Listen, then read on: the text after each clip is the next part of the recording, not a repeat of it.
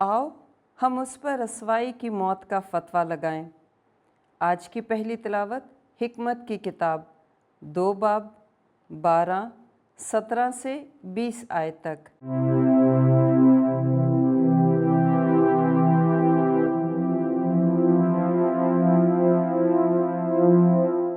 बदकार आपस में कहते हैं, आओ हम रास्तकार के लिए कमीन लगाएं, क्योंकि वो हम पर गिरा है।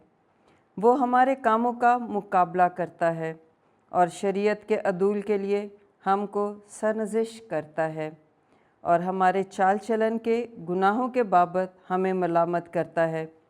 देखें कि आया उसकी बातें सच हैं या नहीं, और जानें कि उसका अंजाम कैसा होगा, क्योंकि अगर रास्तकार खुदा का बेटा है तो वो उसकी मदद करेगा और उसके दुश्मनों के हाथ से उसे छुड़ा लेगा। बस आओ हम सख्ती और अजाब से उसका इम्तिहान करें, ताकि उसकी हलीमी मालूम करें और उसके सब्र को आजमाएं। हम उस पर रसवाई की मौत का फतवा डालें, क्योंकि उसके कहने के मुताबिक उसकी खबरगिरी होगी। पाकलाम के पढ़े और सुने जाने पर खुदावंद की बरकत हो, खुदावंद का शुक्र हो। ज़बूर और जमायती जवाब। खुदावंद मेरी जान का मुहाफ़िज़ है। ऐ खुदा, अपने नाम के वसीले से मुझे बचा और अपनी कुव्वत से मेरा इंसाफ कर। ऐ खुदा, मेरी दुआ सुन, मेरे मुंह की बातों पर कान लगा। जमायती जवाब। खुदावंद मेरी जान का मुहाफ़िज़ है, क्योंकि मगरूर मेरे ख़िलाफ़ उठ खड़े हुए हैं। तनख़ो लोग मेरी जान को तलब करते हैं, वो खुदा को पेशे निगाह नहीं रखते।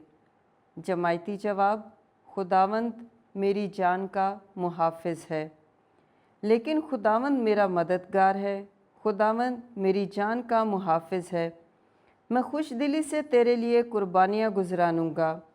ऐ खुदावंद, मैं तेरे नाम की खूबी की तारीफ़ करूँगा। जमायती जवाब। खुदावंद मेरी जान का मुहाफ़िज़ है। सुलह कराने वाले जब सुलह के लिए काम करते हैं तो ऐसा बीज बोते हैं जो सदाकत का फल लाएगा। आज की दूसरी तिलावत मुक़द्दस याकूब रसूल का ख़त, उसका 3 बाब 16 से 4 बाब की 3 आयत तक।